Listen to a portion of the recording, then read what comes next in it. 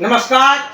SKS24 news channel की धार्मिक चर्चा में हम आज आपको मिलवाने जा रहे हैं एक ऐसी धर्म प्रचारिका से जो देश के कोने कोने में सनातनी परंपरा को पहुंचाने का काम कर रही हैं। ऐसी श्रीमद् भागवत महापुराण कथा की जो मर्मज्ञ है हमारे बीच में श्री धाम वृंदावन से पधारी है।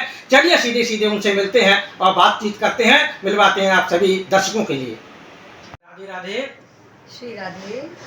दर्शकों के लिए अपना परिचय दे दें तो ठीक रहेगा जी।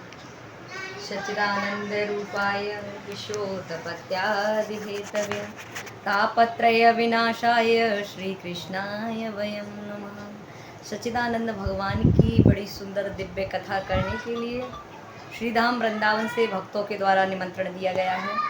मैं श्री जी वशिष्ठ वृंदावन से चल करके आपके मध्य में कथा श्रवण पान कराने के लिए इन 7 दिनों में आई हूँ। और इस कथा को सुनने के बाद में हमारे जीवन में एक परिवर्तन होना चाहिए।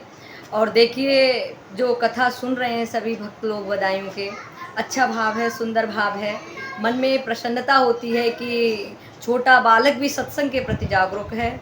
तो मैं तो चाहूँगी कि दिन ब दिन इसी प्रकार से सत्संग से जुड़े सभी बालक, जैसे ध्रुव जी महाराज, प्रहलाद जी महाराज, जिन्होंने बचपन में ही भक्ति की और भगवत प्राप्ति कर ली। मैं चाहती हूँ इस प्रकार से हर बालक, हर बड़ा सत्संग से जुड़े, यही इस कथा का लक्ष्य है। जय श्री राधे, जय श्री कृष्ण। दीदी, आप बदायूं में पहली बार यहाँ पर पधारी हैं, तो यहाँ के भक्तों से मिलकर के आपको कैसा लगा? बहुत सुंदर दिव्य भाव है, प्रसन्नता हो रही है सबके भाव को देख करके। कथा जब प्रारंभ होती है उससे पूर्व ही सबका पहुंच जाना, और बाद में कितना ही समय हो जाए कथा करते करते, लेकिन महाराज कथा का श्रवण पान का जो आनंद है वो कम नहीं होता उन लोगों के अंदर। तो अच्छा लगता है, बहुत सुंदर है, दिव्य है, सुरम्य वातावरण है, प्रसन्नता का विषय है, ऐसे ही बना रहे। और आगे जैसे माता मैया के मंदिर पर मैं सुन रही हूँ कि पिछले 10 वर्ष से कथाएं हो रही हैं, तो ठाकुर जी कृपा करें कि ऐसे ही कथा का प्रभाव चलता रहे। जय श्री राधे। आपको ये जो भागवत कथाएं हैं, इनको कहने की प्रेरणा कहाँ से मिली? जी, मेरे माता पिता जो थे, जब मैं प्रातःकाल उठती थी तो मैं सुनती थी कान में कि भागवत जी का वाचन जो है मेरे पिताजी कर रहे होते थे 4 बजे से। तो जब भी मैं 4 बजे के समय, बालक होता है, सुषुप्त अवस्था में होता है, तो जब मैं उठती तो मैं सुनती थी कि श्लोक पिताजी जो हैं बोल रहे हैं, तो मन में बड़ा अच्छा लगता था। फिर जिस ठाकुर जी की चर्चा सुख सागर मेरी माता जी सुनाया करती थी मुझे, तो मैं ये सोचती थी कि ये तो बहुत ही सुंदर है। और एक बार मैंने राधा और कृष्ण का विछोह जो है वो श्रवण पान किया, तो मेरे नेत्रों से अश्रु बहने लगे। तो मैंने कहा कि एक बात बताइए, ऐसा क्यों हुआ माता कि जो भगवान कृष्ण जो है राधिका रानी के लिए छोड़ करके गए? तो उन्होंने कहा कि देखो, ये तो आप पूरा कथा पढ़ेंगे तब आपको समझ में आएगा। भगवान तो लीलाधारी हैं, लीला करने आते हैं, और इसी प्रकार से आगे आगे लीलाएं भक्तों को सुख देने के लिए करते हैं। जी हाँ दीदी, अब तक आपकी कितनी कथाएं हो चुकी हैं और सबसे लोकप्रिय कथा आपकी कौन सी रही, कहाँ की रही? जी, अब तक मैंने 57 कथाएं जो हैं वाचन किया हुआ है इस शरीर के द्वारा। और अच्छा लगता है, सुंदर, देश के कोने कोने में कथाएं करने जाते हैं तो सुंदर लगता है। आसाम के लोगों का भाव बहुत सुंदर है, और जिसमें भाव तो इधर यूपी या राजस्थान के लोगों का भी कम नहीं है, उनका भी भाव बहुत सुंदर है। तो जब भी हम कभी कामाख्या मैया जाते हैं तो वहाँ पर कथा का वाचन होता है, बहुत सुंदर दिव्य भाव है, निर्मल मन के लोग हैं। और भगवान भी यही कहते हैं कि निर्मल मन, जिसका निर्मल मन है मुझे वही प्रिय है। तो ऐसा निर्मल मन सबका बना रहे, और बदायूं के लोगों का भी भाव बड़ा निर्मल है, पवित्र है। ठाकुर जी ऐसे ही बना करके रखे।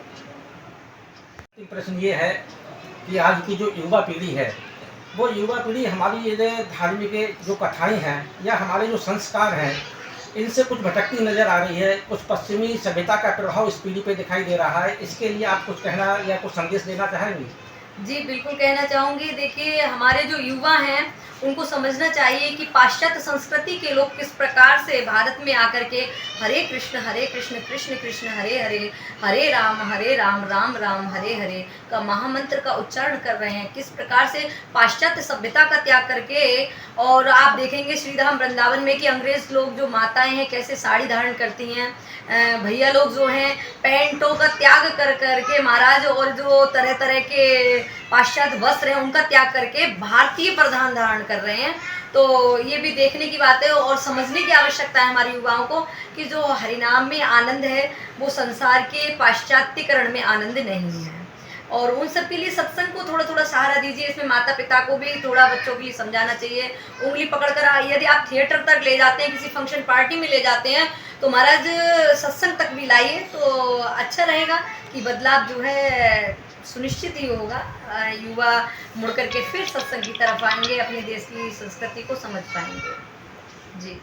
इसी के साथ SKS 24 न्यूज़ का बहुत-बहुत आभार, जो इसके द्वारा संसार में जो भागवत का ज्ञान है उसके विषय में प्रचार प्रसार किया जा रहा है। बहुत-बहुत शुभाशीष है। ठाकुर जी दिन दूनी रात चौगुनी तरक्की करें।